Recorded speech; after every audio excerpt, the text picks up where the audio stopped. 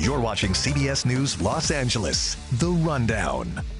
Hello, everyone. I'm Ross Palumbo. Here's a look at our top stories we're following for you at this hour. We are tracking multiple storms in the region this week. We could see rain, wind, snow, and possibly some more thunderstorms. A live look downtown this afternoon. Big clouds over the skyscrapers there. And also a live look right now from our Blue Ridge camera. Beautiful out there.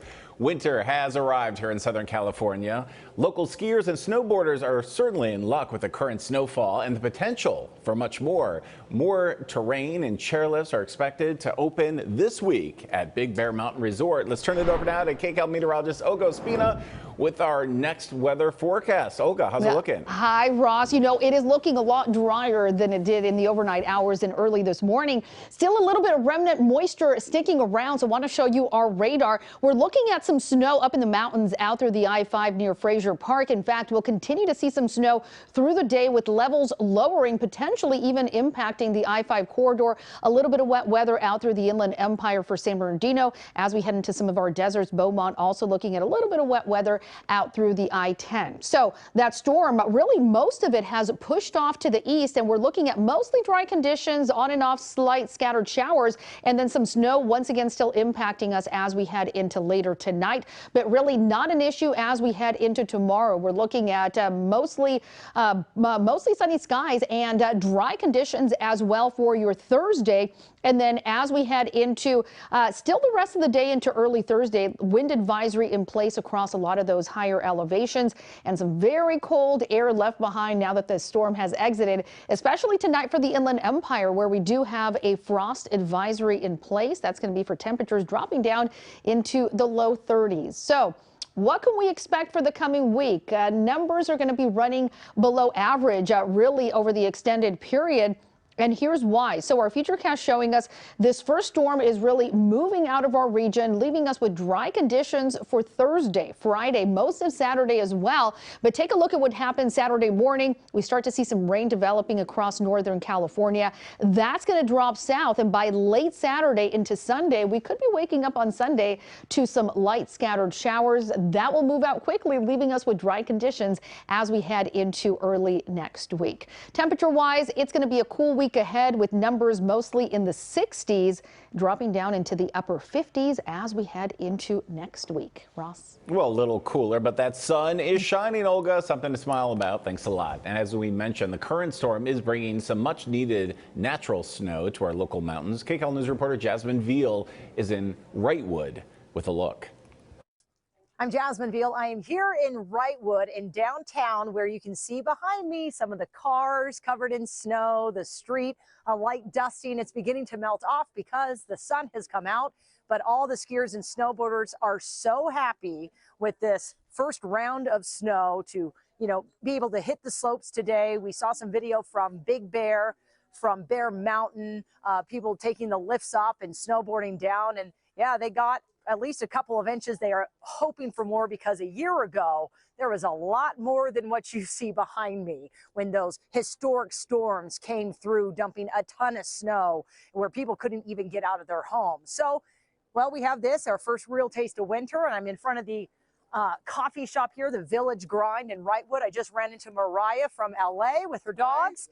You came up here because of? The snow. The snow. A lot of people in their snow gear. Are you planning to hit the slopes today? Yes, we're actually taking the dogs for a walk, and then we're going to head out. Yeah. What, skiing, snowboarding? Snowboarding. Okay. Yeah. And what do you think? I mean, were you waiting on this for this to happen? We were here last week, and there wasn't snow, and we're really excited for, like you said, the first powder of snow. It's nice. Because last year we had quite a bit. Oh yeah, there was a lot. It seems to be pretty dry so far up until now. Yeah, it was a bit dry, so I'm excited to see what the mountain looks like for sure. All right, well, so far it looks good from the videos I've seen. We're going to head up to Mountain High as well. Enjoy your time up there. We will be hitting the slopes to see how things look, joining some of the skiers and snowboarders. A lot of folks here getting their hot coffee, like Mariah said, taking the dogs on a quick walk and just enjoying the real feel of winter. So we'll have much more and show you how things are looking up here in Wrightwood, Big Bear, Lake Arrowhead. Everyone got a dusting at least of snow. We'll see you on KCAL News. All right, thanks a lot, Jasmine. We'll see you tonight at 4 on KCAL News. Investigators now say yesterday's deadly Arcadia fire was due to an electrical accident. Sheriff's officials tell us they're looking at rechargeable batteries being plugged into an outlet there and being blamed. That fire Tuesday morning left 3 people dead and 2 others injured. The home is owned by a retired couple who were renting out rooms there. Governor Gavin Newsom and local leaders holding a rally just a few minutes ago supporting a proposition that would be the largest overhaul in the state's mental health system in 20 years. Prop 1, as it's called, is a nearly $7 billion bond measure that voters will be asked to approve coming up on the March 5th ballot. Backers say it'll create thousands of mental health treatment beds and supportive housing across the entire state. And $1 billion will be set aside specifically to house veterans. No one gets this more than a paramedic. I mean, what you said, Mayor Bass, just this notion that 85% of all the service calls are not for an old 3-alarm fire. They're for, oh, there's Joe again. And the sheriff's out there on overtime, and the police are out there overtime, and then they bring him to the hospital, and the doctor's like, there's Joe again. Well, you can't leave Joe behind because we got rules and regulations, so we got more overtime. And he's just drying up, and all of a sudden now you got another emergency, and the ambulance has just been diverted to another part of town because the hospital's on diversion because there were no beds available because there's Joe again, and no one can help damn Joe.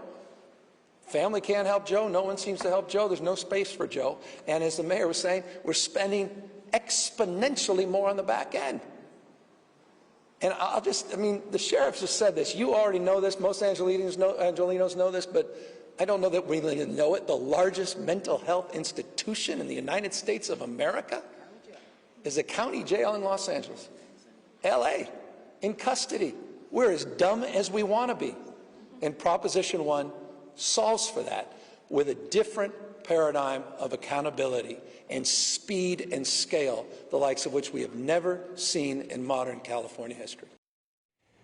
And stay with CBS News Los Angeles and KCAL News for the very latest election and campaign updates up to and through Super Tuesday on March 5th. UCLA has acquired the Westside Pavilion Mall to turn it into a massive research park. Gavin Newsom also joining UCLA's chancellor a little bit earlier at the UC and the UC president for that announcement. The 700,000 square foot property will bring together academics, corporate partners, and government agencies, all to explore areas of innovation and breakthroughs that serve the common good. The first steps in the UCLA Research Park will be the creation of the Institute for Immunology and Immunotherapy and the UCLA Center for Quantum Science and Engineering.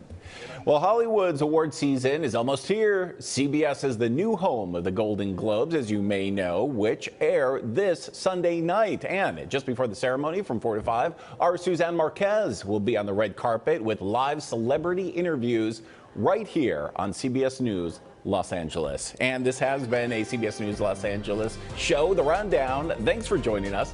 We'll be back live at 3 here on CBS News Los Angeles.